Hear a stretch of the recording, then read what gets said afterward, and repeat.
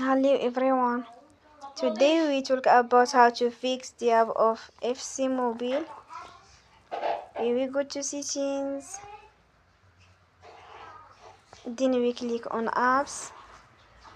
After that we search the app FC Mobile and we click. We will on for stop. After that we go to storage.